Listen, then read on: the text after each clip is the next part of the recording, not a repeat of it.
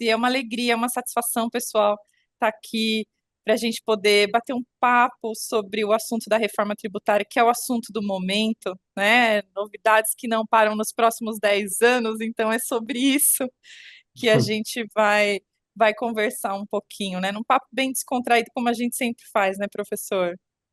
Essa é a parte que eu acho que eu mais me sinto bem. Eu acho que formalidades, meus queridos amigos, não que não falta técnica, não que não falte conteúdo, não que faltem atualizações, mas é muito importante a gente observar. Inclusive, teve uma reportagem que eu vou começar, viu, Karen, trazendo aqui para vocês. Saiu uma reportagem, né? Acho que agora eu estou em dúvida que você vê que é a fonte, né? Tá, me deu branco aqui agora. Eu preciso falar a verdade para vocês, de ficar pesquisando aqui correndo desesperado, mas falando, eu acho que foi no Valor Econômico ou foi uma desses jornais, foi exatamente, eu estou quase certeza que foi no Valor Econômico, em que fala assim, as empresas não estão preparadas para a reforma tributária. Você já entendeu os impactos da reforma tributária? Muito. É um estudo, né, de uma dessas Big Four aí que veio, em que ela colocou e ela fez a pesquisa para um universo. Eu começo colocando, obviamente, né, cara, que é um universo restrito de clientes, nós estamos falando de grandes empresas, então, esse estudo, mas ele teve muito insight, eu achei muito interessante começar por essa provocação. Metade das empresas, e eu estou falando de empresas que estariam gigantes, entre elas gigantes, É muita coisa, não é, professor? É elas interessante, não estão buscando, Karen, é interessante entender esse porque, negócio, os impactos dos negócios deles. Metade delas. Eu estou falando besteira, cara. Eu sei que a Cistex também tem uma base de clientes. Eu vou tomar o jeito assim, poderosos, para você também trabalhar pela sua própria impressão disso. As pessoas estão dando a devida importância, cara. olha, é interessante essa colocação, professor, porque nós fizemos inclusive um evento na semana passada no Rio de Janeiro com vários empresários, em profissionais ali da área de TI, da área tributária. E embora todos estejam acompanhando sobre o assunto da reforma, foi legal, assim, nessa conversa informal, ter o feedback deles falando: olha, você trouxe insights importantes, interessantes, coisas que a gente não tinha parado para pensar, para analisar ainda.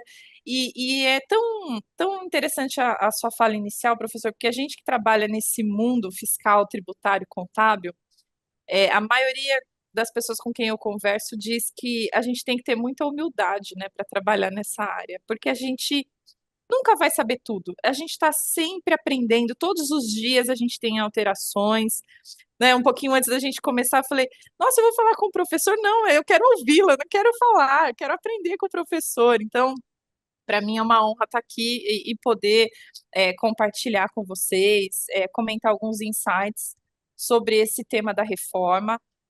As empresas, acho que talvez pelo fato de que a reforma tributária ainda está sendo regulamentada, a gente teve a emenda constitucional que trouxe ali o esqueleto, mas ela vai ganhar corpo com as leis complementares que estão sendo discutidas nos grupos de estudos, então a previsão é de que a gente tenha a aprovação aí até o final desse primeiro semestre. Então, acho que falta para o empresário uma visibilidade, algo mais palpável que de fato a reforma vai entrar e como que eu vou operacionalizar isso. Até mesmo existe uma discussão ali no sentido de que, mas qual vai ser a alíquota aplicada? A gente não tem nem alíquota, né? A gente tem um projeto de lei complementar falando que base de cálculo, alíquota e contribuinte vai vir sendo regulamentado por lei complementar. Então, eu acho que por essa ótica não traz segurança para o empresariado. Por outro lado, eu acho sim que deveriam dar atenção a esse tema, porque se a gente está falando de uma reforma tributária que tem uma transição aí, vamos considerar 8 anos, 10 que seja, né? Mas que ela já vai começar em 2026 e nós já estamos em 2024, e que ajustes vão ser necessários, e é isso que a gente vai também comentar mais adiante. 2 anos não é nada. 2 anos não é nada, Cara, e né? se eu Para quem tiver que trabalha com mudar o meu projetos. plano de negócio? Exato, exatamente. Que é um dos pontos, um dos pilares que são os desafios e as oportunidades com a reforma tributária, né? Então, tem vários pontos aí que o empresário deveria se atentar. Então, é realmente preocupante, né? Porque na hora que virar a chavinha, vai todo mundo correr atrás de profissionais e de empresas para se socorrer. E aí a gente sabe que vai ser um boom, né? De demanda que talvez a gente não vá conseguir atender. Karen, eu acho que aí agora você foi tão cirúrgica, porque, na verdade, eu coloco isso sob diversas óticas. Eu não sei quem está aqui nos assistindo ou, não vai, ou vai nos assistir, nós temos sempre perfis multidisciplinares, né? Mas vamos nos ater especificamente aos nossos tributaristas de elite, as pessoas que gostam, né, e têm essa atração. Vamos pensar nos colegas que operam, né, o direito tributário na prática. Cara, tem um ditado que eu amo: quem chega primeiro bebe água limpa. Né? Eu sou o homem dos. Eu sou do Goiás, cara. Eu sou daquele caba que gosta de falar de causos, né? E eu gosto muito da sabedoria popular, que era oralmente transmitida através dos ditados. E você colocou um outro ponto que eu acho. Hoje, se existe uma carência de profissional qualificado, quanto mais tardio, mais gravoso especificamente será, porque haverá um excesso de demanda, eu não tenho nenhuma dúvida, da reforma tributária. E aí você vai trabalhar isso em forma de duas escalas: por preço, porque aí você coloca escassez, você sobe o preço, e os custos ficarão de forma absurdamente caros, porque você não tem sob contrato determinadas situações.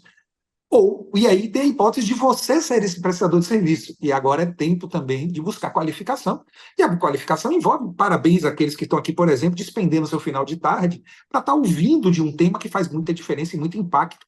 Seja em organizações contábeis, seja nas áreas fiscais das empresas, seja na área de planejamento estratégico das empresas, quiçá coisas muito mais abrangentes. Eu vou começar fazendo só uma provocação.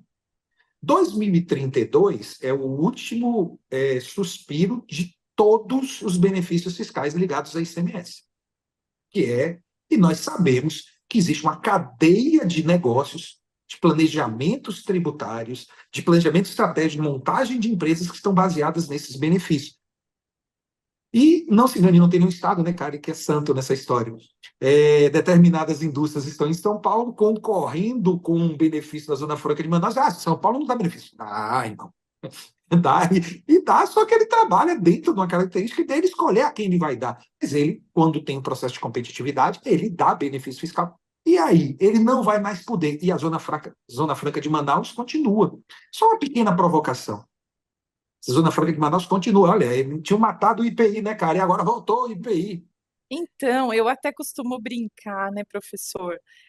A reforma tributária visava substituir 5 por 2, aí agora são 3, aí depois é o quarto, porque a gente tem a contribuição estadual, então é 5 por 4, é 5 por 5, como é que vai ficar isso, né? Simplificar, pero no mucho, né? Só um pouquinho.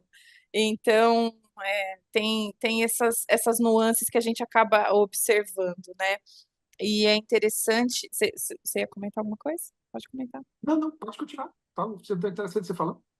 E essa questão das empresas olharem, se planejar, a questão do planejamento tributário, e aí, falando um pouco ali do que propõe a reforma, que é mudar o recolhimento da origem para o destino, já traz uma imensa modificação ali no plano de negócio da empresa, né?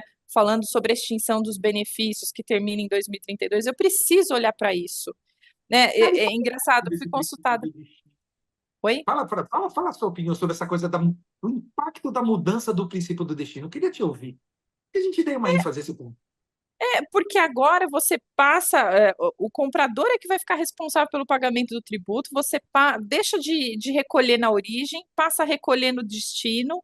Então, isso tem uma proporção, e aí envolve vários outros aspectos, a questão da precificação, a questão da formação de preço, se pregava a simplificação, né, que a gente não ia ter mais o gross-up, imposto sobre imposto, né? A gente teve recentemente aí a decisão da exclusão do ICMS da base do PIS e da COFINS, com as teses filhotes, então isso seria eliminado ali com a reforma tributária, mas aí a gente vem de repente e vê um jeitinho brasileiro ali no final nos 45 do segundo tempo, permitindo, né, na redação constitucional que imposto incida sobre imposto que tenha, né, imposto seletivo, por exemplo, na base de cálculo de outros tributos, CBS e IBS na base de cálculo do ICMS, PIS e COFINS. Então, são vários aspectos que o empresário vai ter que olhar. Então, formação de preço, negociação, a questão da extinção dos benefícios fiscais, porque é exatamente o que o professor mencionou, abrir uma filial lá em Santa Catarina para ter o TTD. Vai fazer sentido eu ainda manter aquela filial ali em Santa Catarina? Vou ter que extinguir, vou ter que mudar os aspectos logísticos ali da minha operação? Você que está aqui nos assistindo, está aconselhando o seu cliente de que forma? Essa é a pergunta que eu faço. E hoje, e eu gosto muito de falar, um dos talvez grandes impactos da reforma tributária, eu acredito, né, Karen, é que nós vamos viver um pouco de caos antes de uma simplificação, porque é quase que impossível que não haja perante ao caos que a gente tem. Mas também não vamos viver romantismo de achar que vai ser algo muito simplista. Então, vamos encontrar determinadas operações, determinadas características que vão sim ter um processo, eu diria, mais usando tecnologia automatizada. Split payment, ele entra um pouco, né, dentro dessa característica de propósito. Mas nós estamos falando de complexidades que permanecerão. E dentre elas, o que eu acho que talvez seja um ponto que é fundamental é que dia que acaba o PIS/COFINS? É isso que as pessoas colocam para Né? ICMS e olham para 2032. 2032 realmente é um negócio muito longe. Mas que dia que acaba o PIS/COFINS mesmo, Karen? Então, né? Começa as alíquotas bases, as alíquotas testes em 2026, né? Tem essa transição 2027, né? Pretende-se acabar 2029. É uma projeção, se tudo se encaminhar ali dentro do que foi proposto, mas é interessante uma reflexão, porque a gente está no Brasil, né? As coisas não caminham exatamente da forma em que se espera. Se a gente considerar que a Constituição de 88, ela é de 88, e a Lei Complementar do ICMS só vem em 96, 8 anos depois, achei bem interessante essa comparação. A gente pode tirar uma base, embora exista toda uma movimentação do governo, né, para aprovação, para que esse prazo se cumpra. A gente sabe que tem um esforço adicional para que a coisa realmente ande, já que a gente está vivendo um momento histórico, né? É algo significativo, a gente está vivendo um momento da história do Brasil, né? O pessoal lá de fora está vendo com muito bons olhos essa questão da reforma tributária, porque tem benefícios, né? Tem aspectos de fato contraditórios, preocupantes, mas também tem muitos benefícios que podem ser vislumbrados ali com a reforma. Então, é uma expectativa muito grande que, de fato, a gente veja isso acontecer aqui nos próximos anos, né, professor? Cara, e eu olho muito, e é uma visão muito particular. Algumas coisas vão melhorar ao você ter as mesmas regras do CBS e do IBS no seu sentido de que seja fato gerador, eles vão ter algumas harmonias, né, entre os dois. Essa agregação entre os dois já me leva a dizer a vocês que tem como melhorar. O princípio do destino, né, que a gente aqui, a Karen levantou, eu gosto demais, porque se você vai dar benefício fiscal, você está tirando sua própria arrecadação. E aqui, me perdoe, eu não gostaria de dar uma aula de ICMS tão longa do motivo da guerra fiscal, mas eu gosto muito de citar dentro dos livros que eu escrevi, cara, em que eu fiz uma pesquisa histórica, né? Então, eu fui lá para o IVC, o IVV, Imposto sobre Varejo e Consumo. Eu estou falando de algo de 1950. E uma das coisas muito legais é uma dessas, e eu peço desculpas da memória, e é memória mesmo, tá aqui, está no livro, né? Que quando eu fui buscar essa origem do IVV, dos primeiros impostos brasileiros, né, sobre os tributos indiretos sobre o consumo, tinha uma exposição de motivos de poderem ser implementados. E essa exposição de motivos era espetacular. Já se falava de guerra fiscal.